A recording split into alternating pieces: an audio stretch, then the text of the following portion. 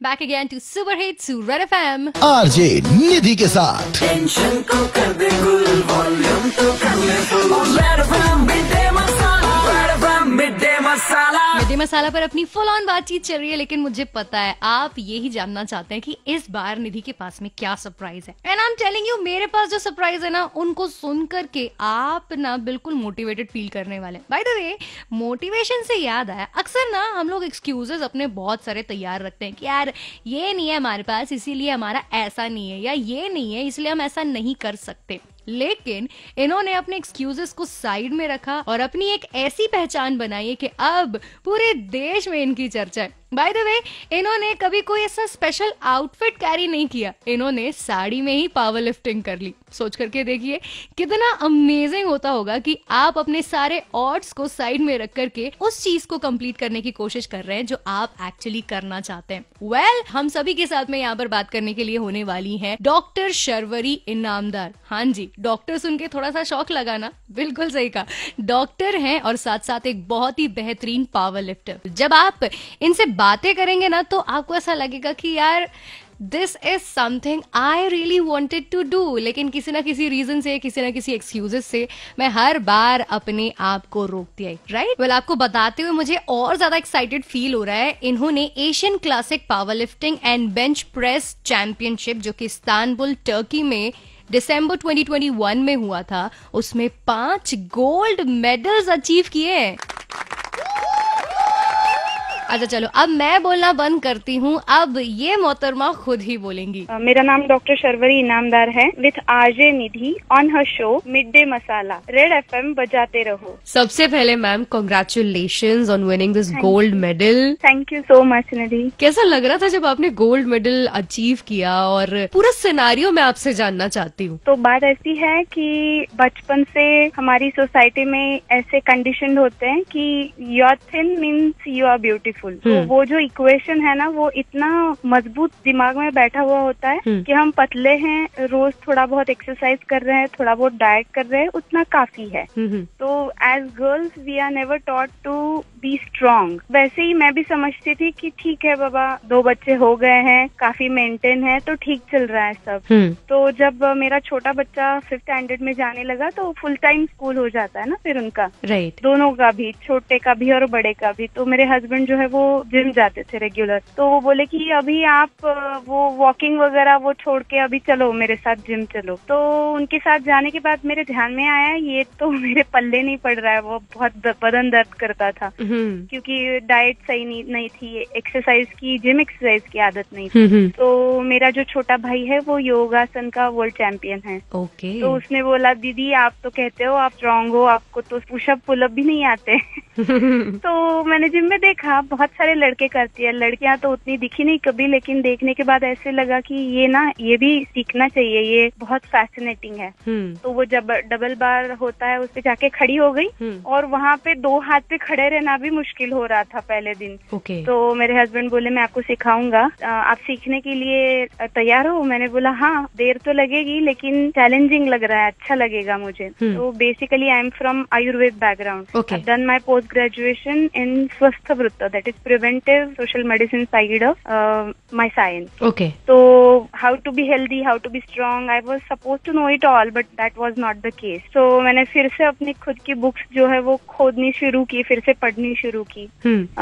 जिस कॉलेज में मैं सीखी हूँ, टिळक आयुर्वेद महाविद्यालय, वहाँ पे ये सब्जेक्ट में पढ़ाती भी हूँ पुणे में। ओके। तो फिर पता चला कि हमारे बुक में भी ऐसा कुछ नॉलेज है, कुछ अपडेट नॉलेज जो है वो भी लेना पड़ा। राइट। फिर स्क्वाट, बेंच, डेडलिफ्ट करने लगी मैं ताकत बढ़ाने के लिए। बाय कोइंसिडेंस एक कंपटीशन में गई, जो बाद में पता चला कि इसको पावर लिफ्टिंग कहते हैं। ओके। तो वहाँ पे कुछ लोग मिले, उन्होंने भी कुछ गाइडलाइंस दी। फिर कंपटीशन में तो लास्ट नंबर आया था। फिर फैमिली में बहुत बड़ा डिस्कशन हुआ कि रोज का क्लिनिक, बच्चों की पढ़ाई, घर का सब काम, ये सब छोड़ के और ये कॉम्पिटिटिव गेम की प्रैक्टिस हो सकेगी या नहीं।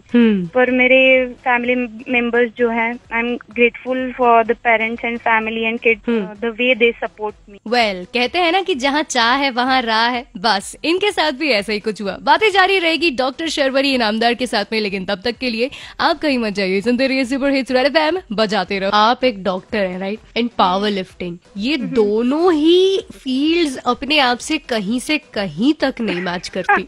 मतलब ये एक ईस्ट है, दूसरा एक वेस्ट है, ये दोनों चीजें फिर कैसे मैनेज करती हो? मतलब आप क्लिनिक में टाइम देना भी, ऑब्वियसली जो आपके पेशेंट्स हैं वो भी आपके पास आते होंगे, राइट, फिर घर भी मैनेज करना होता। After all being a women you have to चाहे आप जो कर लो, आपको घर मैनेज जरूर करना है।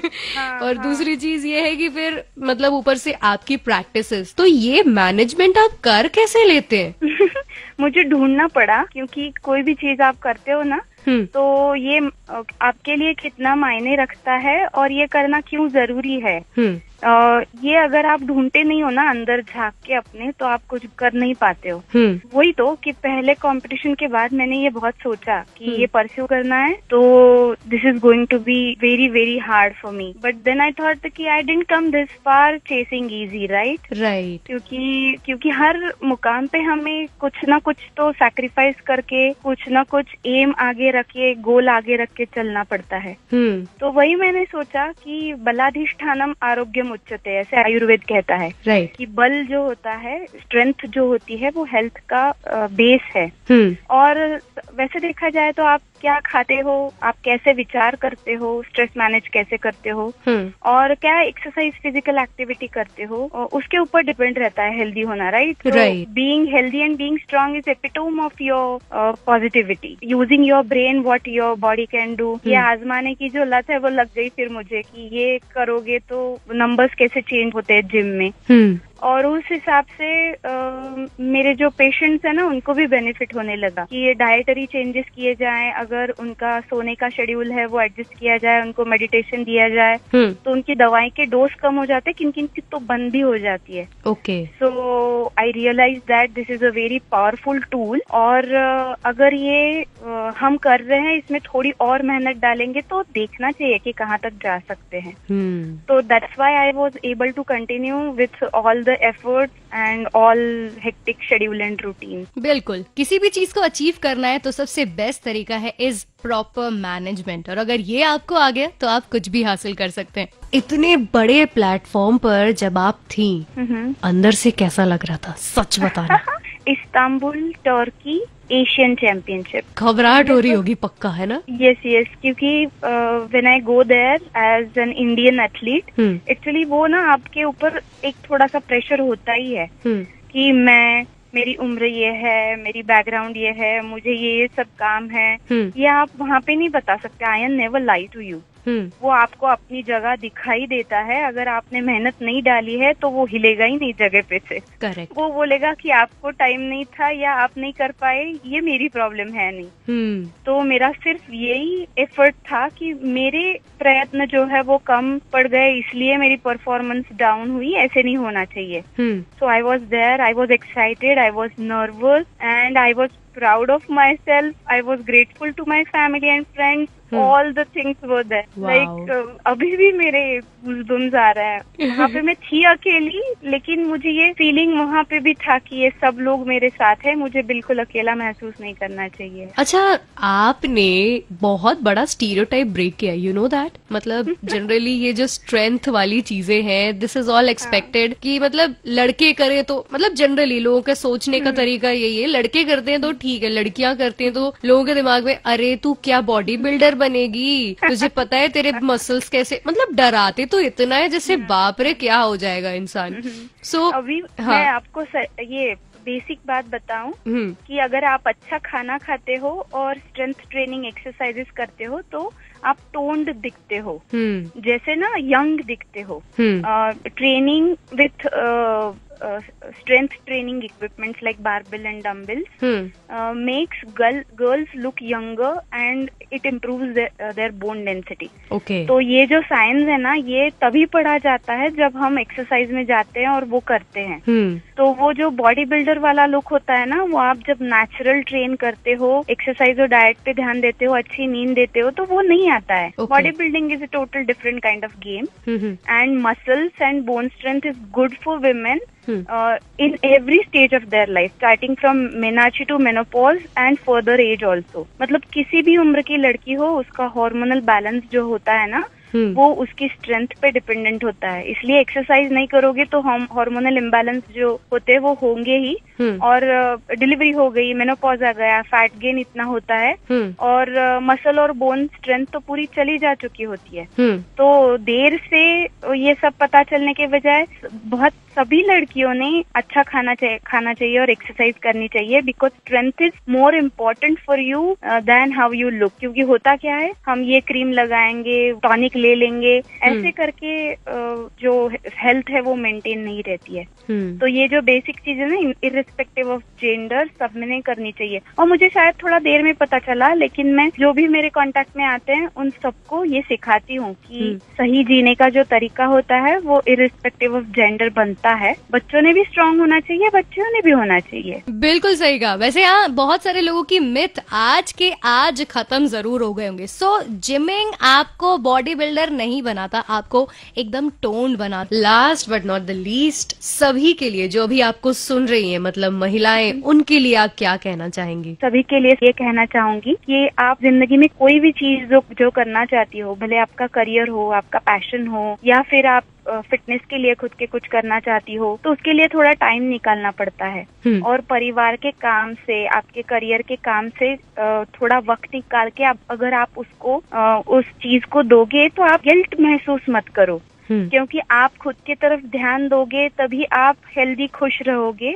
और फिर आपकी जो फैमिली है, आपकी आसपास की जो सोसाइटी है, वो उसका यूनिट है। तो these all things are going to get impacted by it positively। तो आप खुश रहोगे तो आपका माहौल भी अच्छा बना रहेगा, आपकी हेल्थ भी अच्छी बनी रहेगी। जो कुछ भी करना है उसके लिए टाइम निकालो, पैशन फॉलो करो और खुले दिल से करो, आगे बढ़ो। जो कुछ लगता है उसके लिए सपोर्ट चाहिए तो उसके लिए मैं हूँ ही। वाह यार, you such a cute person, पता है। Thank you. लेकिन हाँ, आपके लिए एक बात जरूर कहूंगी कि आप जितनी क्यूट हो ना, उतना ही आपसे 4 कदम इंसान ने दूर भी रहना चाहिए। क्या पता गुस्से में आके आपने tissue No, actually that is not my forte at all. That's why I couldn't do any kind of boxing or kickboxing, मतलब combat stuff. Okay. So मेरे जो फ्रेंड्स है ना, जो पावर लिफ्टिंग करते हैं, वो हैरान हो जाते हैं कि आप इतने कूल हो, कभी भी आप एड्रेनालिन रश में या गुस्से में नहीं रहते हो, आप बहुत शांत तरीके से बार को अप्रोच होते हो। तो जनरली ऐसा बोला जाता है ना कि जिनमें गुस्सा ज्यादा होता है वो ये स्ट्रेंथ वाले काम ज्यादा करते हैं। लेकिन दैट इज नॉट माई। कोई झगड़ रहा होता है तो मैं भागी चली जाती हूँ वहां से। मुझसे नहीं होता, देखा जाता नहीं है। तो मैम, मेरे शो से जाने की सिर्फ उसी को इजाजत होती है जो मेरे बारे में अच्छा अच्छा बोलते हैं। तो आप भी मेरे बारे में अच्छा अच्छा बोलने की कृपा करें। Nidhi, thank you so much for calling me. आपका कॉल जो है वो मेरे लिए बहुत ही आनंददायक था, और मैं आपसे बहुत शुक्रगुजार हूँ कि आपने टाइम निकाल के मुझे कॉल किया और मेरा जो अभी पावर लिफ्टिंग का जो मैच हुआ था उसके बारे में आपने मुझे इतनी सारी बातें पूछी और मेरी सराहना भी की। बहुत बहुत धन्यवाद। Thank you so much. बस इससे ज्यादा तारीफ मैं झेल नहीं पाऊंगी।